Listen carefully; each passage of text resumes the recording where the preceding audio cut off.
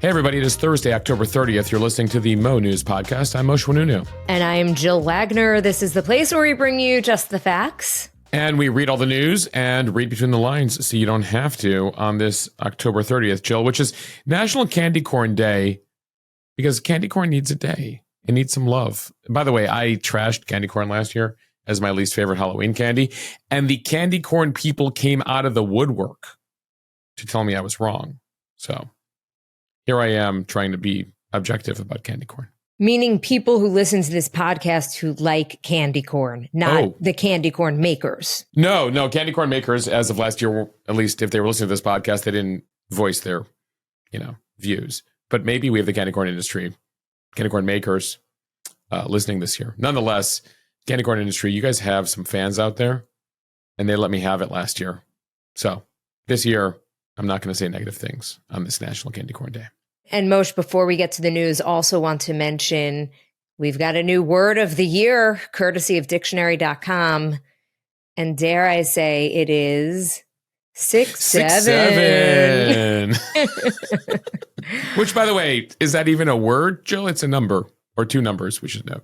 So dictionary.com calls it an ambiguous slang term made popular by Gen Alpha on social media and in schools and friend groups across the country. But it is the pervasiveness of 6'7" that really stuck out to the team that picks the word of the year. But Moshe, it feels like if it made it to dictionary.com and this podcast,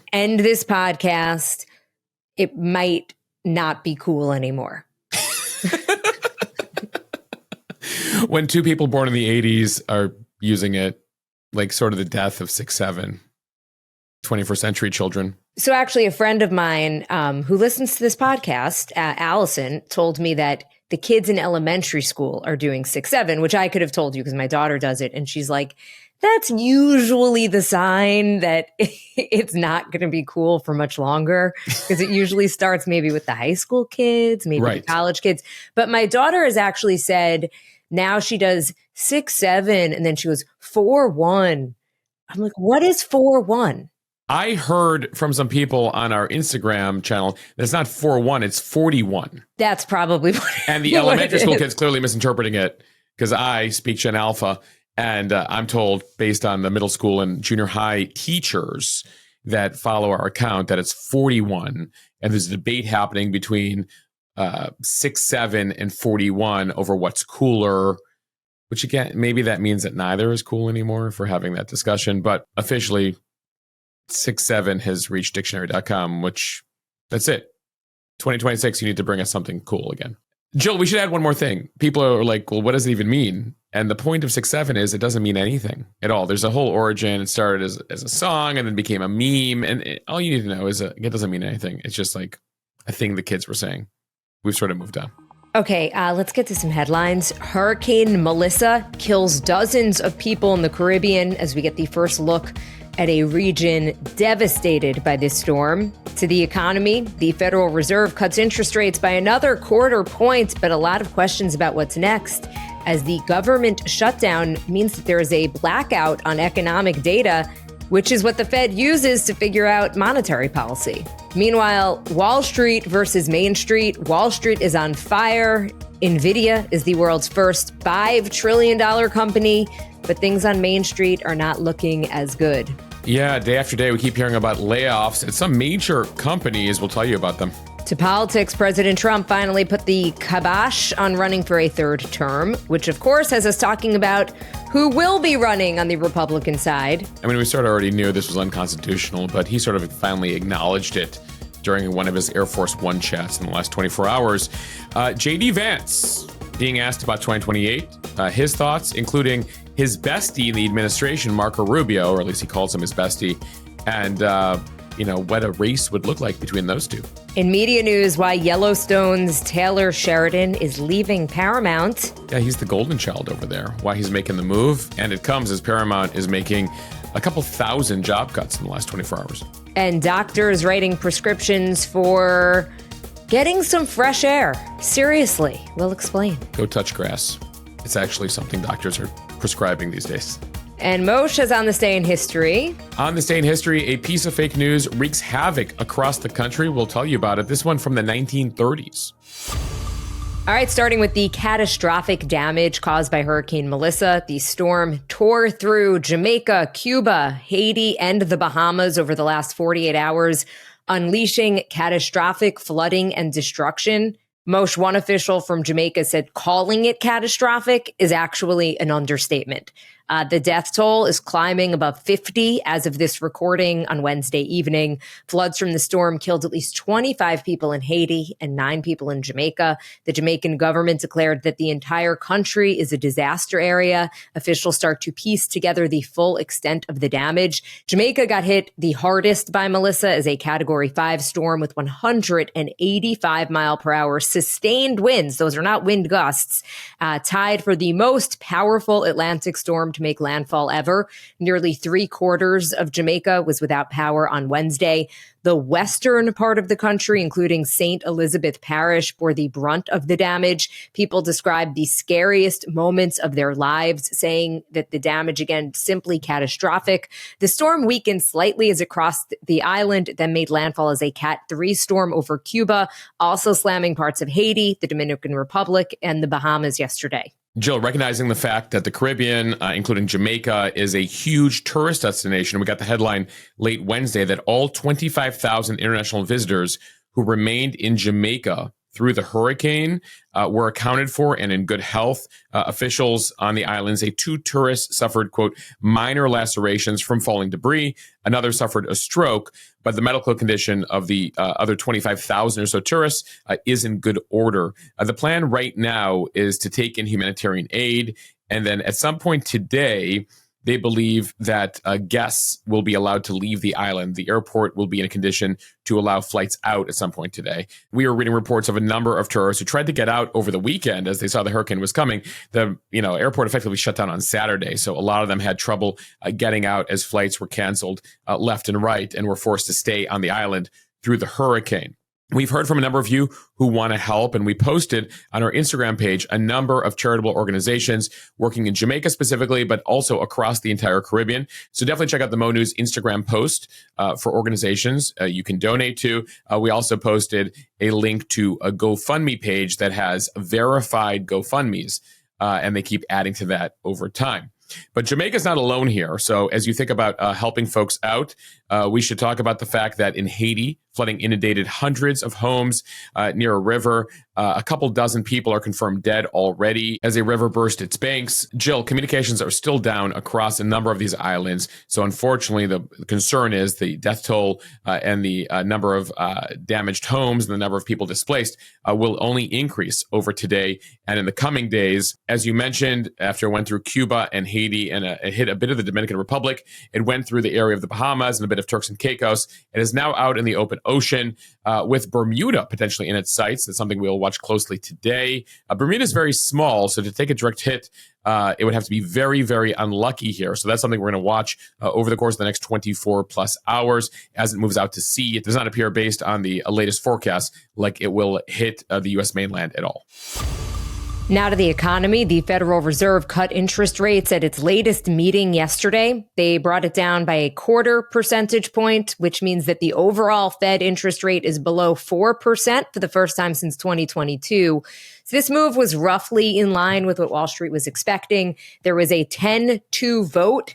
One person wanted a bigger rate cut. Another preferred to hold steady. But still, that 1/4 percentage point cut passed. Again, 10-2. Interest rates are now at the lowest level in 3 years. As for why this matters, in general, lower interest rates impact other interest rates, making it less expensive for people and businesses to borrow money. So think of credit card debt, some private student loans, and then they indirectly also impact mortgages, although many of those are fixed. Even though inflation is still higher than the Fed's 2% target, the decision shows that the Fed governors are growing increasingly concerned about weakening in the job market. But the Fed is essentially flying blind here because of the government shutdown. A lot of the data that the Fed uses to figure out its policy has not been collected or made available because the government is shut down. So things like that jobs report that comes out every month, there is no official data out there, although the Fed does collect a little bit of data on its own. The stock market actually finished the day on Wednesday a bit lower, at least the Dow and the S&P did. Investors want the Fed to lower interest rates, so they initially cheered the decision. But then in the press conference after the official announcement, Fed Chair Jerome Powell said that another rate cut in December, which was expected, is not really a sure thing. So then there was a bit of a sell-off. Powell said in response to a question about how the shutdown was going to impact a possible rate cut in December, he said, "What do you do if you were driving in the fog? You slow down." Yeah, good metaphor there. The fog, of course, being created by Congress and the fact that the two sides can't come together to reopen the government. And so that means that a lot of data and a lot of things that the Fed looks at when it comes to making its decisions, unavailable right now. So it's a bit foggy, and Powell hopes it clears up in their near future. But back to the jobs issue here. We don't have official numbers, again, because that's one of the things that's not coming out because the government is shut down. But we do know that the past few months have been pretty disappointing when it comes to jobs numbers. And there's also been a number of jobs cuts in the headlines in recent weeks that we've been telling you about. Amazon laying off tens of thousands of employees. UPS revealing that it cut upwards of 48,000 jobs this year. Target planning to axe just under 2,000 corporate roles. And then just yesterday, Paramount Skydance announcing more than 1,000 cuts. Paramount Skydance being the new owner of CBS and some other networks. A number of jobs across the news division, across other parts of Paramount and CBS were cut yesterday. And even companies that are, totally bought in the tech sector, working with AI, seeing some layoffs as well. Meta, which owns Facebook and Instagram, recently announcing some layoffs, including in its AI unit of all places. Rivian, the electric car company, implementing some workforce reductions as well. And then for the people who still have their jobs, the paychecks aren't getting much bigger. There's a new report out by the JP Morgan Chase Institute that shows that real income growth has slowed to near decade lows. And who's getting hit the hardest? Young people. Now, the reason this is a big deal is that in your 20s and early 30s, that's when you see the most amount of income growth, when you hop from job to job to job and you're able to increase your salary. So the fact that you're in your 20s while this is happening, Gen Z, this is what happened to a number of us as millennials with the 2008 recession, it creates a problem. And it means that your income growth isn't going to be as significant in the key period of time it needs to be. So we see this tightening job market. We see some layoffs. We see incomes not going up as much. And those are among the things the Fed is looking at, saying, all right, we got to, loosen things up. We don't love the inflation number, but we don't love the state of the economy either. We don't want this headed into a full recession. And, we've told you many times on this podcast, the Fed has two levers. It can basically bring rates up. It can bring rates down. You bring rates up when you're worried about inflation. You bring rates down when you're worried about the economy. It's worried about both right now, but right now it's worried more about recession and slowing growth than it is inflation. So weighing those two things, it's deciding to cut rates. Except for, of course, next month when the fog gets, overwhelming there. Maybe there'll be a clearing in the fog in January, Jill. Or perhaps Wall Street investors will put some pressure on lawmakers to end this shutdown, given that it's possible that another rate cut hangs in the balance. And Moshe, it's an indication, as you were just mentioning, that Main Street and Wall Street are not always in line, because this all comes as the stock market is at record highs. Nvidia is now the first company to hit $5 trillion in market value, the latest milestone in an unprecedented surge, which really reflects the growing influence of AI on the markets and the economy. Nvidia, if you're not familiar, designs chips or GPUs that power the AI industry. And that places this company at the center of the AI boom that has really lifted the whole market to record highs. Yeah, and what's incredible, Jill, is Nvidia has gone from a $1 trillion company in 2023, not so long ago, to a $2 trillion company, to a 3, to a 4, to a 5. All in a matter of 2 years. The boom, the Nvidia boom, the explosion has been incredible, Jill. Its CEO, now one of the richest human beings on earth. And it's been a discussion of me and my financial advisor for a while, where I was like, it's not too late to get to Nvidia, right? That was like a year or two ago, right, buddy? And he's like, nah, it's overvalued. I was like, I don't know. But I have invested, Jill, in some of the computer chip industry. But it turns out it wasn't too late to buy Nvidia. I remember when the Dow, this is not a joke. I remember when the Dow was at 18,000. I was on the floor of the New York Stock Exchange working for CBS at the time. And I remember thinking, oh, the market, it's too late to take advantage of this run. And the Dow, for everyone keeping score, is at about 47,000 right now. Yeah, we've put up this chart, and we'll often do it at the end of the year, just showing like the last 100 years of the stock market and the number of green years, the number of red years, the number of years it went up, and the number of years it went down. On the whole, folks, if you can stay long in the market, generally betting on the market, betting on America, betting on the overall economy, always tends to benefit you, in the long term. Okay, now to the speed read, starting with one of the political stories that we have been watching all week. President Trump appeared to acknowledge Wednesday that he cannot run for a third term. He has previously declined to rule out that possibility. Here is what he told reporters aboard Air Force One en route to South Korea. If you read it, it's pretty clear. I'm not allowed to run. It's too bad. The president referring to the 22nd Amendment of the Constitution, which explicitly states that no one can be elected president more than twice. Despite that, Trump has repeatedly raised the prospect of serving a third term. Earlier this week, Speaker Mike Johnson also poo-pooed the idea, saying that it is not legal. He says he spoke to the president and that he does not see a path for Trump to seek a third term. So, Moshe, this should end the Trump 2028 conversation, although it probably won't. And with that, all eyes on who might run for president in 2028. Yeah, you'll still be able to buy those Trump 2028 hats, but he's acknowledging, the Constitution and how difficult it is to get a constitutional amendment, and the fact that like a lot of these schemes or ideas and weird, silly ideas to have him, run as a vice president or become Speaker of the House or these other things, they're not going to happen. So it was interesting to watch this play out basically in various conversations he had with reporters over the last 72 hours. So if we're talking seriously about 2028, the front runner is the vice president, J.D. Vance. Trump acknowledging that, he would be a formidable candidate. The other one, another member of his cabinet, Secretary of State Rubio. Jill, sort of a repeat of Democrats in 2016 when there was a vice president named Joe Biden and a Secretary of State named Hillary Clinton. And in that case, you had Barack Obama leaning towards Hillary Clinton, saying it was her turn, sort of pushing out Joe Biden. He, of course, had other reasons not to run in 2016, including the death of his son, Beau. But nonetheless, we sort of will have a repeat in 2026, 2027, in the lead up to that election of what Democrats had a decade ago, a Secretary of State and a vice president who are both looking at the job.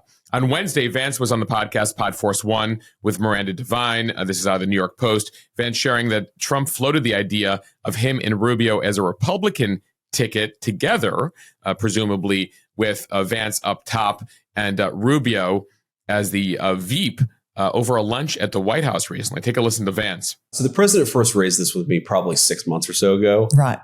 During just, one of our private lunches that we try to get lunch every couple of weeks just to catch up on what's going on and talk about things. He mentioned it probably 6 months or so ago.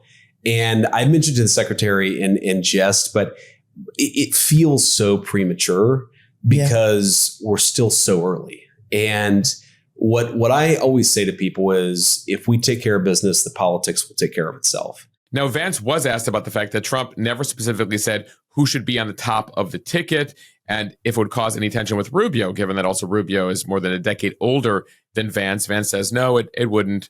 He said, and this is the first time we've heard this, that Marco is his BFF in the administration and they work together all the time, getting things done and not worrying too much about the politics. Or so he says right now, Jill. I would imagine Marco Rubio has some thoughts on who should be the next president and is probably not keen on waiting another 4 or 8 years. Moshe, you said it was the first time that we had heard that. It kind of caught me off guard. Not that I was surprised that they were friends, but I was surprised to, hear him call him his best friend in the administration. I feel like Pete Hegseth was like, what do you mean? Right, like who sits at the cool kids table at the White House mess? Just fascinating to get a little bit of the behind the scenes. Sure, and by the way, they represent sort of different wings of the party. As much as Marco Rubio has joined the MAGA wing, you have sort of J.D. Vance as the MAGA heir apparent, and Marco, until recently, was more of the traditional conservative wing, and he's very much moved into the MAGA wing. Look at Marco Rubio when he ran for president in 2016 against Trump in that primary, what he was representing, much more sounding like Nikki Haley. Remember what she sounded like last year. And he is much more seeing, putting his finger to the wind where the party is going, has much more moved towards Trump. So they're BFFs now. Over time, are they going to be dropping leaks on each other? Sure. Are there going to be stories about, one person doing something bad that may have come from the other camp? Yeah, presumably. If we've seen this story play out before of a team of rivals as they sort of look towards the next election. But nonetheless, Jill, something we'll be watching closely. Too soon right now, but in the next year or two. Now to President Trump's trip to Asia this week from Politico. Throughout his whirlwind tour across Asia, President Trump has received the royal treatment. He has flown through Malaysia, Japan, and South Korea. Some of the countries hit hardest by his sweeping tariff agenda. All have largely been offering multi-million-dollar investments in the U.S. to get on Trump's good side and stem the tariff fallout on their local economies. South Korea's president gave Trump a lavish gold crown. The South Korean president also wore a golden tie. There were gold-laden desserts and a golden golf ball. But rolling out the red or gold carpet for Trump really set the tone for South Korea to avoid more punishing tariffs. Trump announced early this morning that their trade deal is pretty much finalized after months of back and forth. The two countries concluded some details on the sidelines of the Asia-Pacific Economic Cooperation Summit, specifically on Seoul's $350 billion investment pledge, which has been a sticking point. Part of the investment will be paid in installments under $20 billion per year. Another will go toward the U.S. shipbuilding industry, which essentially seals the deal for two massive investments in the United States from some of Asia's economic powerhouses, with Japan's investment of $550 billion signed in September. And it brings their across-the-board tariffs down to 15% rather than 25%, although a separate 25% tariff on auto parts is still in place. Yeah, that crown that he got was apparently a replica of the ancient crown that was worn by the Korean kings like 1,000 years ago that ruled the peninsula. And it comes, Jill, as recently in the last couple of weekends, there was a no kings protest or protests across the U.S. saying that Trump wants to be a king. So the South Koreans sort of playing into that whole thing. And the fact that Trump was putting out memes with him, wearing a crown. Remember dropping the poop on people in a plane, all that stuff that happened a couple of weekends ago. Certainly these countries, not unlike some of the CEOs from various companies that have been presenting Trump with various golden gifts. You might remember Apple CEO Tim Cook presenting him with a golden item recently. We've seen that from some other CEOs. Now you see world leaders playing the game. We'll see what happens today, Jill. Overnight, as you wake up here, there was a meeting between the Chinese leader and Trump. So we'll watch those headlines throughout the morning here. This is a big deal, this in-person meeting between Xi Jinping and Trump. There's been a lot of back and forth, as we've been telling you about, between the U.S. and China. Tariffs here, tariffs there. We pulled back the tariffs, then we put the tariffs back. We're mad at China. They're mad at us. Yada, yada, yada. We got to make a TikTok deal. We got to make a fentanyl deal. We got to make a deal on trade. We got to make a deal on a variety of things. And so we'll see what comes of all of that. One of the big issues also has to do with agriculture. China, as a response to all the various machinations and tariffs, has stopped buying our soybeans. Well, there's a lot of U.S. soybean farmers who are not happy about that. And that has meant that the U.S. government is now considering and has found ways to give subsidies to soybean farmers, or is looking at it. And will we strike a deal there saying, hey, China, can you start buying our soybeans again? So a lot of headlines we'll be looking for there. There's also a lot of things happening on the computer chip front, on the AI front. And so we're going to watch all of that unfold here in what really is the biggest deal of this week-long travel Trump is engaged in Asia. One thing that didn't take place while he was in Asia, unless there's some surprising thing we wake up to this morning, Trump was looking at a meeting with Kim Jong-un. He was sort of hoping that him and Kim could get together again. Remember, he tried two major summits with the North Korean leader during his first term. They didn't quite work out. Kim Jong-un, potentially looking for some attention this week, fired some missiles. And so we'll see if anything unfolds there, but it doesn't look like anything will happen, at least this go around, between Trump and the rogue leader. And some late breaking news from that Asia trip. Just before the meeting between Trump and Xi, President Trump announced Wednesday night that he has ordered the Department of War, the Pentagon, to begin testing nuclear weapons on an equal basis with China and Russia. It comes as just hours after Vladimir Putin announced that Russia tested a nuclear-powered drone that can create a tsunami that can devastate a city. Now, it's important to distinguish here between nuclear-powered weapons and actual nuclear weapons. Trump is saying here, and we're seeking clarity on this, that he's talking about actual nuclear weapons tests. What Russia's been testing in recent days was a nuclear-capable missile as well as a nuclear-powered drone. Now, that's an important distinction. We're talking about payload versus propulsion. You can be propelled by a nuclear reaction in the case of the drone, but your payload might still be conventional. Whereas a nuclear payload, a nuclear bomb, is another story. The world has not been seeing nuclear tests by the US, by Russia, or China since the 1990s. The last US nuclear test was back in 1992. The last Russian one was in 1990. And the last Chinese one was in 1996. Now, that doesn't stop anybody from testing missiles that could hold a nuclear payload or weapons that, again, are nuclear powered via nuclear reaction, but have conventional payload. That the Trump announcement came just minutes before he was set to meet with the Chinese Premier Xi Jinping. Trump got a question from the media about it and decided not to answer a question about his nuclear announcement. The U.S. used to test nuclear weapons throughout the Cold War, and then that last test happened in Nevada back in 1992. That's when then President George H.W. Bush said the Cold War is over, we are done testing. We signed a treaty in 1996 to stop testing nuclear weapons. Again, the Russians haven't tested actual nuclear bombs since the 90s, but in recent days, Putin has been upping his threats and showcasing, again, nuclear-powered weaponry and some weaponry that could hold a nuclear bomb at some point in reaction to some of the Trump pressure in regards to Ukraine. It's a story we'll be watching closely. All right, some media news now from the New York Post and the Wall Street Journal. Even though his TV deal at Paramount still has 3 years left to go, Yellowstone creator Tyler Sheridan decided to sign a contract to make TV shows and movies for NBC Universal. That 5-year deal could be worth as much as $1 billion, depending on the success of Sheridan's projects. Under the terms of the agreement, Sheridan can make movies for NBCU as early as next year and television shows starting in 2029. He does plan to remain involved in the shows that he makes for Paramount and its Paramount Plus streaming service through the end of his current deal, which again runs out in 3 years. Sheridan is one of the most important creatives at Paramount. Several of his shows played a major role in putting Paramount Plus streaming service on the map, although Yellowstone itself, which ran on the Paramount cable network, actually streams reruns on NBCU's streaming service Peacock in the United States. Moshe, we're also learning more about why he is leaving Paramount for NBC. Just for those of you unfamiliar with Taylor Sheridan, you might be familiar, Jill mentioned with Yellowstone, but then there's 1883, there's 1923, there's Mayor of Kingston, there is Tulsa King, there is Special Ops Lioness, that's the series with Nicole Kidman, and then you also have Landman. So really an incredible run here by Taylor Sheridan, which is why this news was pretty surprising, given there's new ownership in Paramount, that they would let this guy go. But apparently there's been a lot of back and forth here. And as you read the various reports, there's a couple themes that run here. One is politics. David Ellison, the new CEO of Paramount, is an ally of President Trump. Apparently he suggested a series tied to America's 250th year. Sheridan apparently pushed back, saying that's too politically charged. Despite Yellowstone sort of being seen as a conservative show, Sheridan has said he wants to be apolitical publicly. Then several outlets, including Puck News, report that behind the scenes, Sheridan was also hearing about Paramount Plus being revamped.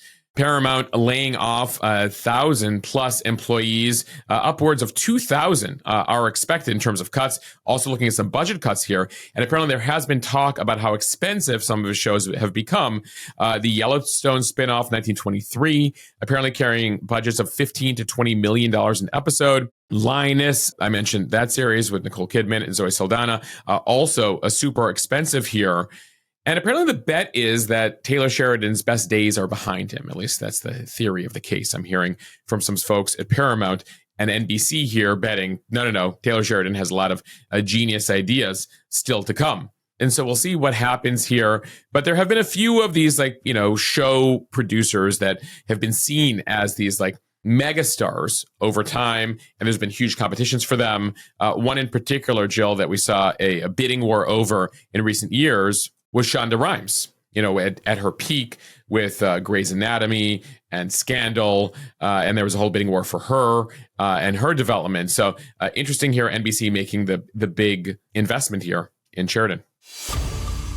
And finally, from the AP, getting outdoor time is so important that some doctors have now started to write prescriptions for it. Multiple studies have found that spending time in natural areas outdoors is good for you. It could lower blood pressure, reduce stress hormones, and boost immunity. About a decade ago, a doctor named Robert Czar launched an organization called Park RX America, which offers providers protocols for prescribing nature outings. So the guidelines call for talking to patients about what they like to do outside, anything from walking to just sitting under a tree, even just watching leaves fall. And it also includes how often they do it and where to go. And kind of like a medication, it all gets included in a prescription. Park RX America even sends patients reminders. Nearly 2,000 providers have registered with the organization across the U.S. and a number of other countries. And Jill, in the last 6 years, 7,000 nature prescriptions have been written. Literally, you go to the doctor, you're like, I got problems. And they're like, you know what? Go take a walk. Literally, I'm writing a prescription to take a walk. Smell the grass. Roll around. Or touch grass, right, is the phrase. There are about apparently 100 other organizations similar to Park RX America around the U.S. Of course, you don't really need a prescription to go outside, but I think they're trying to prove a point here and want people to take it seriously. One doctor in Iowa was quoted as saying, it is almost like granting permission to do something they may see as frivolous. But doctor's orders, get outside. They often talk, Jill, about don't look at your phone in the morning. Go take a walk. The power of the sun and light and the impact it can have on you to start your day. Super important, right? In the same way, you sort of have to embrace the darkness at night. To help with your melatonin and so you can have a good night's sleep. So there's something to the whole, nature thing way before you try some medication. I also think that there's something to the idea of a doctor really prescribing it. Because if you're a really stressed out person and maybe you feel like you never have time for anything, if your doctor is saying literally 3 days a week, go out, this is what you're going to do. You have to go for a walk or you just have to sit outside under a tree. I think you're a lot more likely to do it as opposed to thinking, I don't have time to do that or that's too much of a luxury. Right. It's like being prescribed physical therapy, but in this case, nature therapy. And so I like this idea, Jill. Turns out that there's probably things that can be solved with nature and a little bit of break where you don't have to immediately turn to an actual, medical prescription. There was actually a school in Virginia that prescribed students who were getting detention that they had to go for hikes instead. And it made this huge difference. And the kids started talking and they started hiking on their own. So there is definitely something to just getting outside. Jill, adult recess. Remember in school when it was nice weather, we'd be like, can we have class outside today? There's something to the genius that we were asking for when we were 10 years old. All right, now time for On This Day in History. The Ottoman Empire officially signs a treaty with the Allies on this day in 1918. The Ottoman Empire had been around for hundreds of years, going back to the 16th century, but had been going through some decline for a few centuries. They concluded an alliance with the Germans in World War I. That didn't work out for them, nor the Central Powers there in World War I. And then effectively the Ottoman Empire falls apart, and the Brits and the English are like, cool, we'll take pieces of it. The French take what would become Syria and Lebanon. The Brits take what would become Iraq, Jordan, Israel, and the Palestinian territories. And Jill, we know the rest. You know the rest. We've been covering it. The fallout of all of that and those moves over the last 100+ years. On this date in 1938, one of the most famous pieces of fake news in history, Jill, Orson Welles' War of the Worlds airs on CBS radio. It causes a panic because they report in a Halloween broadcast, but they don't explain that it's a Halloween broadcast or that it's satire, that aliens, that Martians are invading Earth. People are listening to it being like, oh my God, Martians are invading Earth.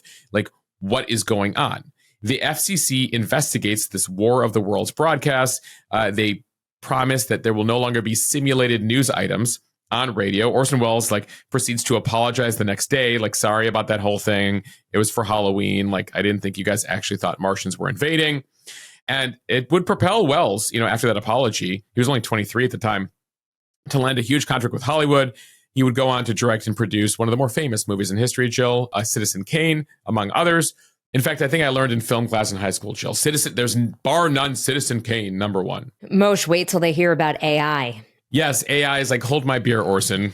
We're about exactly. But that's the big fear is we're going to, that was sort of cute as this radio broadcast, but it did create a lot of panic that like AI is getting good enough video wise to, have its own War of the Worlds moment, given how social media works these days. You know what? On Wednesday, when I was searching the internet for video from Jamaica and from Hurricane Melissa, I fell for some AI videos. There was video of sharks swimming in a hotel pool, and I was like, "This is crazy!" And then I'm video. like, that video they use forever naturally. Like if you ever see the shark like being somewhere it shouldn't, like I feel like Superstorm Sandy like 10 days. Like I saw the shark video. There's always a shark video. It's never real, folks. But it is making all of our jobs that much more difficult. Yes, there was a time when like I could pride myself on like real, fake, real, fake, real, fake. And I'm like, that could be real. Jill, we end here with a bit of music history on this day. In 1968, Marvin Gaye scores his first number one hit with I Heard It Through the Grapevine. Oof, my voice is still coming back. And so is my tune and pitch. And a bit of TV history for you on this day, in particular for Jill. On this day in 1991, the Seinfeld parking garage episode aired for the first time on NBC. A show about nothing, and yet so much, Moshe. An entire episode where they're lost in the parking garage, and yet it was compelling. Very compelling. And so historic, we're talking about it 30 plus years later. All right, everybody. Thank you for listening to the Mo News podcast. If you like what you hear, please share this with your friends. It really helps us grow. And please write us a review if you have time. Those reviews help as well. And if you've already written a review, which I know all of you have at this point, we'll stop asking. It might be time for you to join Mo News Premium if you haven't already joined. If you support independent media, you support what we're doing here at Mo News, you want to see us grow, you want to see us to be able to do more, or in some cases less. Some of you are like, there's too much going on in Mo News. Can you give me like a simplified version once a week or, a couple times a week of what's going on? We can continue to bring you more products here at Mo News if you continue to support what we're doing here at Mo News. And you can do that by joining Mo News Premium over at mo.news/premium. By becoming a premium member, not only do you know that you're supporting us at Mo News, but you're also getting access to our monthly news and history workshops. You're getting access to weekend coverage on Instagram. You're getting access to the Mo News web app. So you can get off of Instagram and get all your coverage directly on a web app. You're getting our community Slack channel where you can engage with thousands of other Mo News members about all things news or frankly all things books or what you're watching or what you're cooking. A whole variety of channels there that have been fun to watch. Just an incredible number of benefits to becoming a Mo News Premium member. And so you can do that again over at mo.news/premium. We have monthly memberships, annual memberships, group memberships, family memberships, an education and teachers discount, and a lifetime membership, all available to all of you. All right, bye everyone. This is Leah. Thank you for listening from Morning Pocket with Mom and Dia.